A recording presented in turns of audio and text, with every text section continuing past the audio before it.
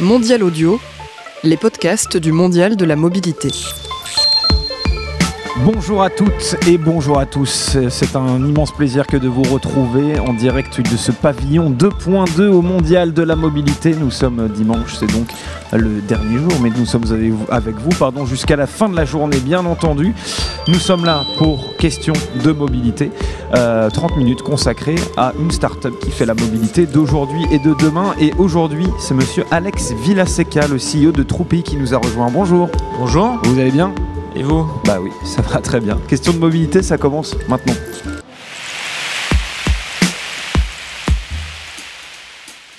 Alors je le disais, donc je suis avec Axel Villaseca, le CEO de Troupi, qui propose des locations de scooters 3 roues en libre service, c'est bien cela ?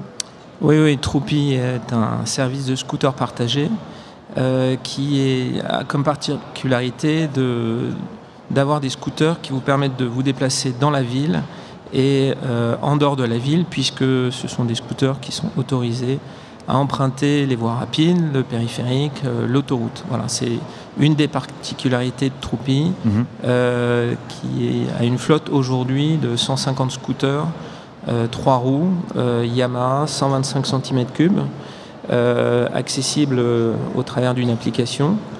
Et qui sont pour l'instant disponibles sur une zone Paris intramuros.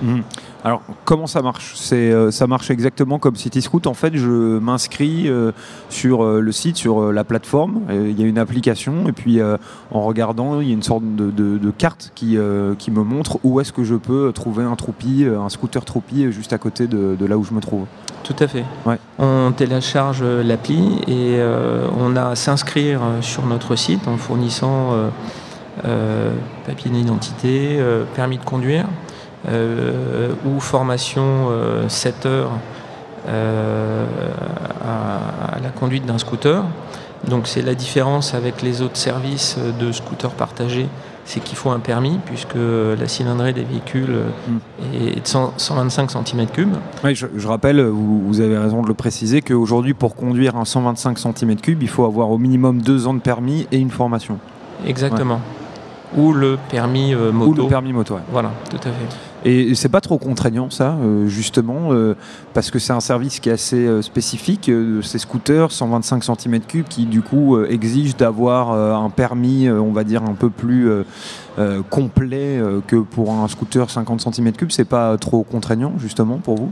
L'usage est différent. On a décidé de toucher une clientèle différente, mais c'est sûr que le nombre d'usagers qu'on peut toucher en ciblant cette catégorie de véhicules est beaucoup plus réduite que si on s'attaquait à la cible des 50 cm3. Mais il faut savoir qu'en France, il se vend tous les ans à peu près 50 000 scooters 125 cm3.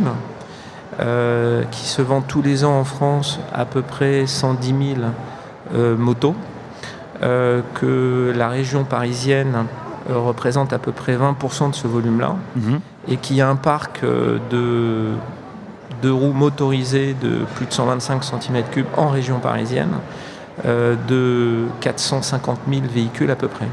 Que tous les jours, dans cette catégorie-là, il y a 200 000 personnes qui utilisent leurs 2 roues. Et c'est justement ces personnes-là que l'on vise, à savoir des gens qui utilisent plus ou très peu leur véhicule et qui peuvent être intéressés par notre offre de scooter partagé en 125 cm3. Oui, on parlait, vous parliez fort justement de la cible qui est un peu plus restreinte logiquement que pour les scooters 50 cm3 en libre service type CityScoot.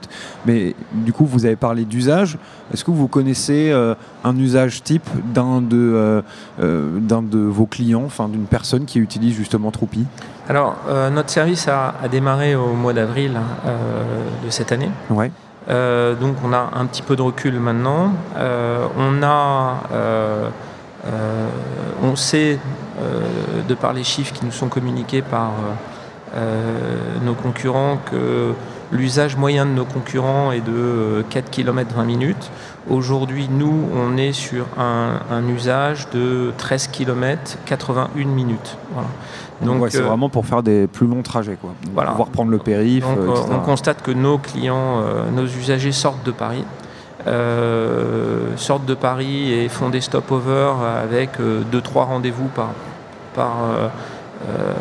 par exemple, et reviennent là où ils sont partis, c'est-à-dire Paris Intramuros où on est aujourd'hui, sachant qu'on a ouvert il y a 15 jours Neuilly-Boulogne et qu'on ouvrira d'ici la fin du mois ici les Moulineaux.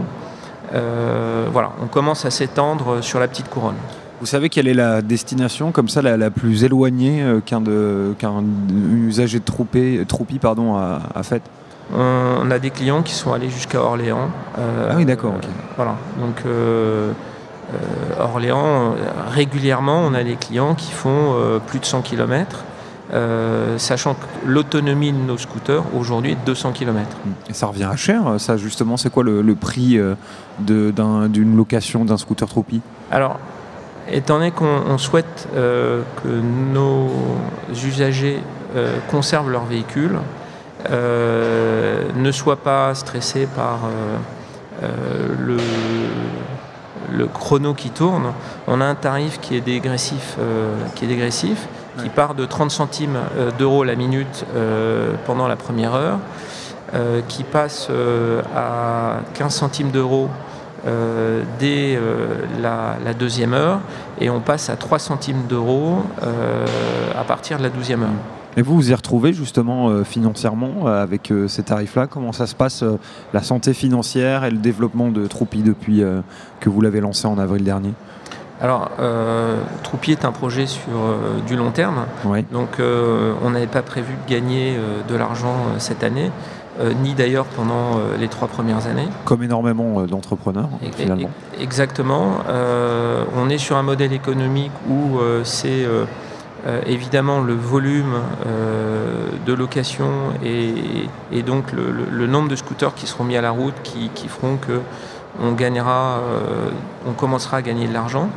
Et donc Troupy a pour vocation de grossir sur Paris, puisque dès l'année prochaine, on aura dans un premier temps 300 scooters, puis 500 scooters.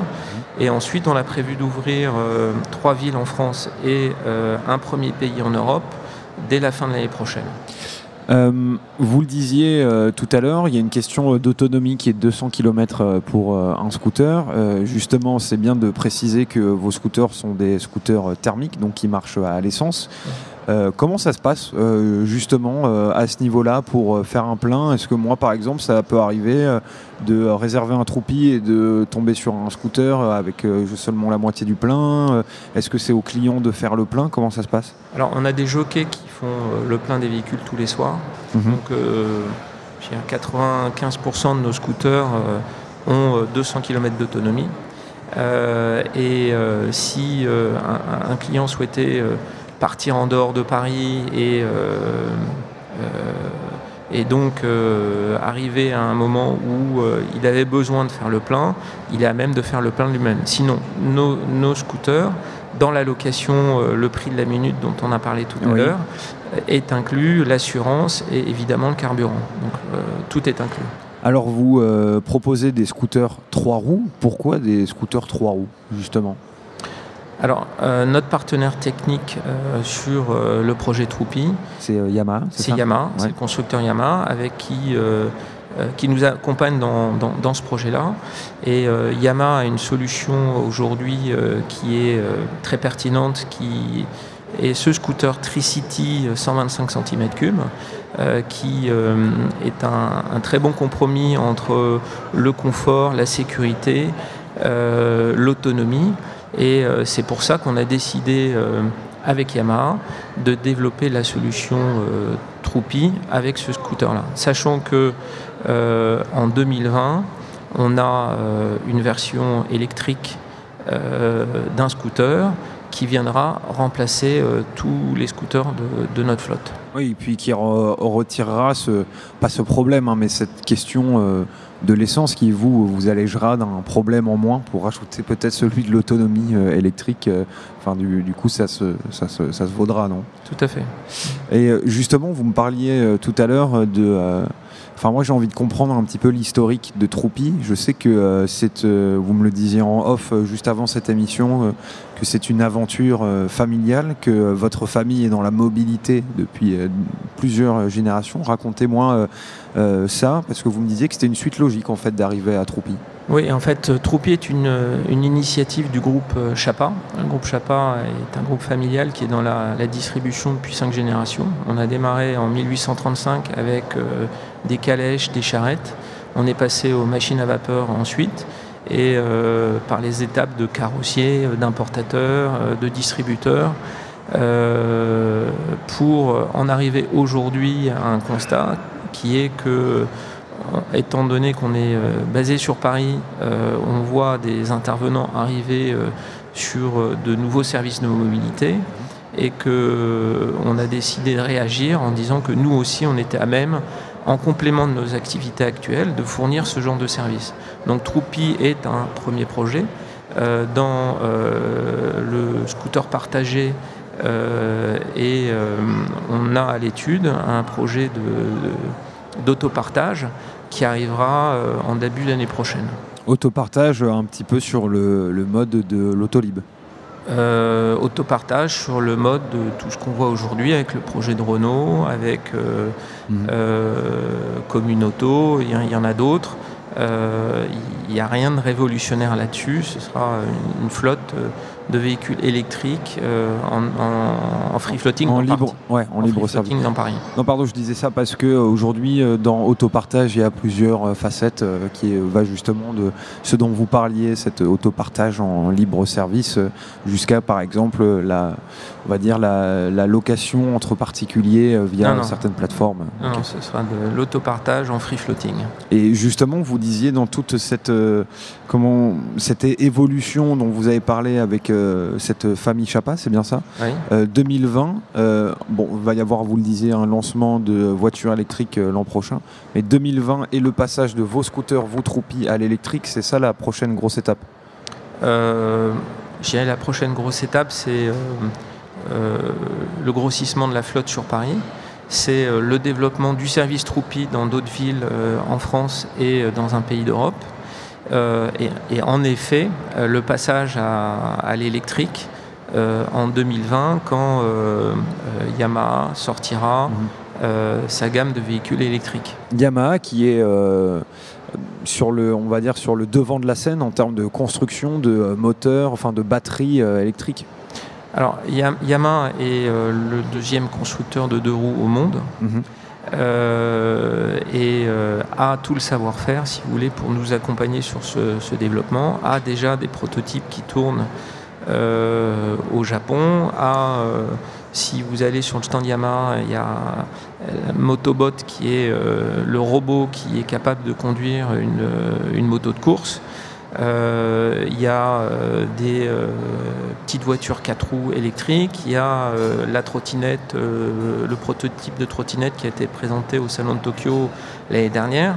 Donc il y a énormément de pistes sur lesquelles travaille Yamaha aujourd'hui, et on est tout à fait confiant en Yamaha pour nous amener les produits pertinents dans les années à venir. Ouais. Et je rappelle qu'ils font aussi de bons instruments de musique et ils sont aussi bien installés dans la hi-fi.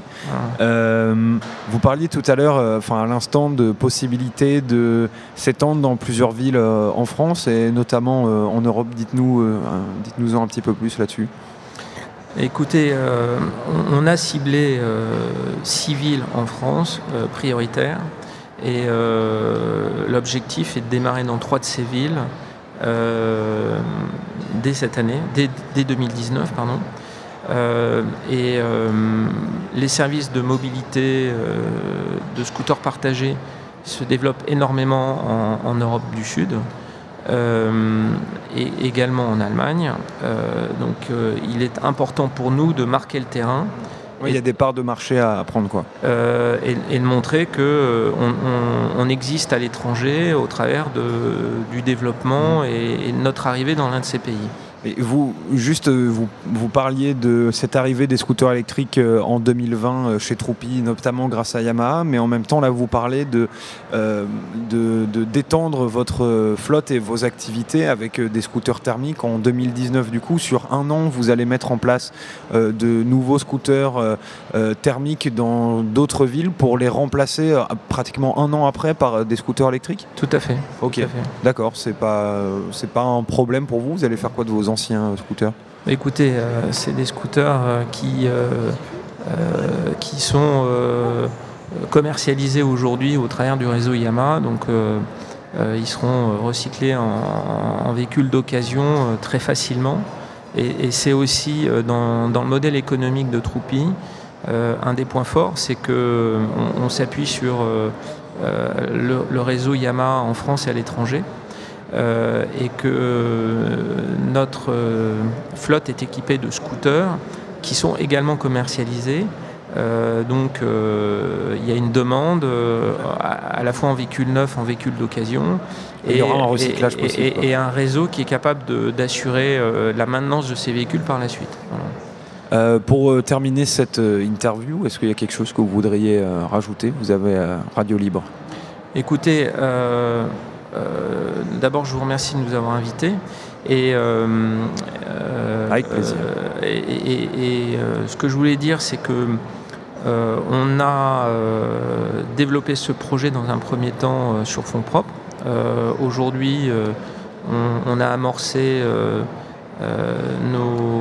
notre premier tour de table.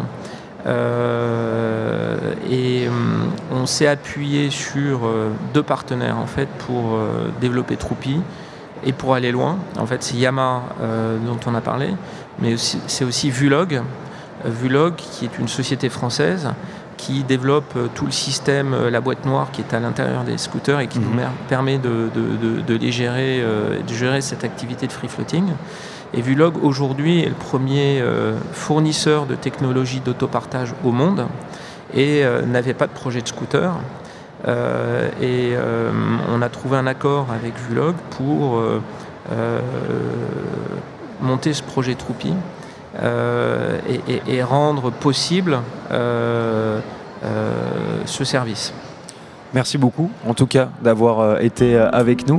Nous étions donc en direct de ce pavillon 2.2 avec Alex Villaseca, c'est le CEO de Troupi. Merci beaucoup et bonne continuation. Merci. On se retrouve, nous, bien entendu, en podcast sur le site mondial-paris.audio et sur tous les agrégateurs de podcasts.